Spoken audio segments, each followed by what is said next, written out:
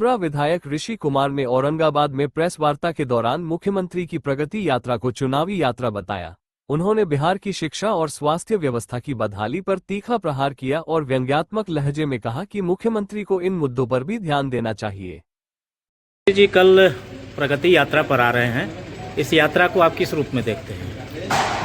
सबसे पहले तो मैं माननीय मुख्यमंत्री जी का स्वागत करता हूं। वो जिले में आ रहे हैं और अच्छा है, चुनावी साल में कम से कम उनको जिले की याद आई और वो जिले की तरफ आ रहे हैं और वो आए और जिले की बद से बदतर हालत को देखें। कैसे छोटे छोटे बच्चे शिक्षा से वंचित हो रहे हैं। जब हम लिस्ट बना करके देते हैं प्राथमिक विद्यालयों की कि भाई जिनको टैग करके रखा है जहां जमीन उपलब्ध है उन विद्यालयों को क्यों नहीं बनवाया जाता, तो हमारे जिला पदाधिकारी वो भी क्या करेंगे। जिला पदाधिकारी कहते हैं उस मद में पैसे हमारे पास नहीं आए। हमारे पास पैसे आए हैं सिर्फ हाई स्कूल की बिल्डिंग बनाने को और मिडिल स्कूल को मरम्मत करने को, और जो प्राथमिक विद्यालय है उसके बारे में इनकी कोई चिंता नहीं है। अब आप देखिए, छोटे छोटे नन्हे मुन्ने बच्चे प्राथमिक विद्यालय में जाते हैं और उनको 4 किलोमीटर 5 किलोमीटर दूर जा करके जहाँ पे टैग है उनका विद्यालय वहाँ जाना पड़ता है। हमने कहा जहाँ जमीन उपलब्ध है वहाँ तो बनवाइए। तो मैं आपके माध्यम से माननीय मुख्यमंत्री से दरख्वास्त करना चाहूँगा कि सबसे पहले शिक्षा के मुद्दे को वो ले।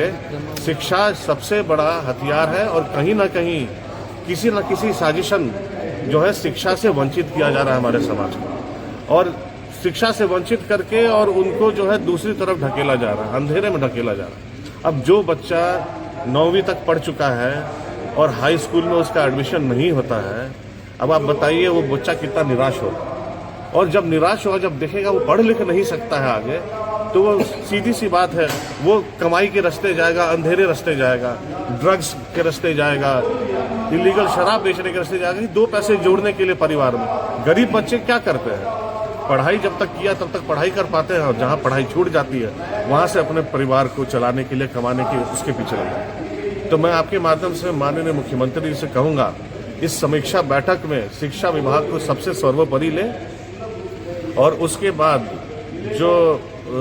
जो हमारा जो लॉ एंड ऑर्डर सिचुएशन है जिला का उसको देखें।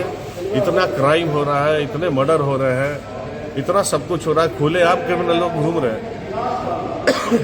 तो यही सब मुद्दे हैं जो मुख्यमंत्री जी को अपनी समीक्षा बैठक में देखना चाहिए।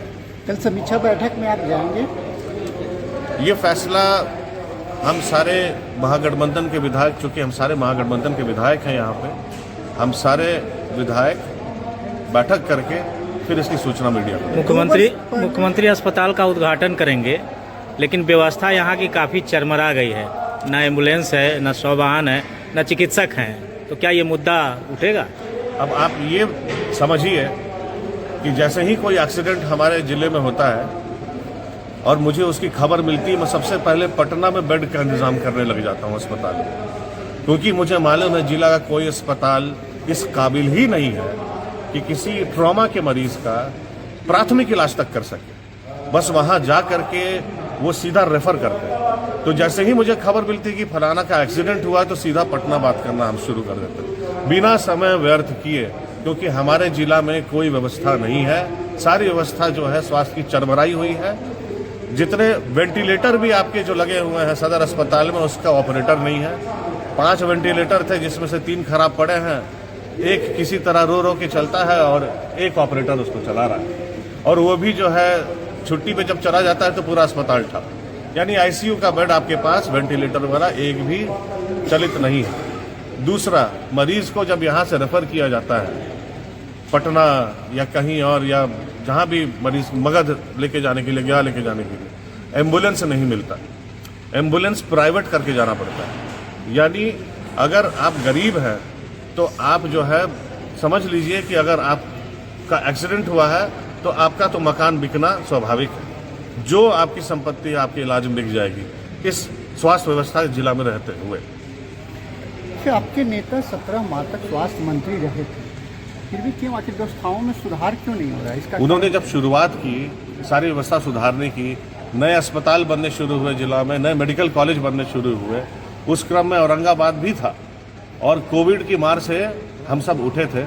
उस समय 17 महीने जब हम आए तो हमने स्वास्थ्य व्यवस्था को सुधारा। इतनी सारी हमने नियुक्तियां निकाली स्वास्थ्य विभाग में, और जब माननीय मुख्यमंत्री जी एनडीए में चले गए उससे पहले भी 50,000 स्वास्थ्य कर्मियों का यानी मेडिकल हेल्थ जो कैडर है उसका उन्होंने ऑलरेडी खाका तैयार करके सौंप करके आ गए थे। वो तो अपने प्रेस कॉन्फ्रेंस में भी इस बात को रखते हैं, कम से कम जो 50,000 जो हम फाइल करके आए हैं स्वास्थ्य कर्मियों का, उसको तो जल्दी से जल्दी कैबिनेट पास करे इनका, उसको भी लेकर के ये लोग बैठेंगे, क्योंकि वो भी हमारे माननीय नेता के उपलब्धियों में जुड़ जाता है।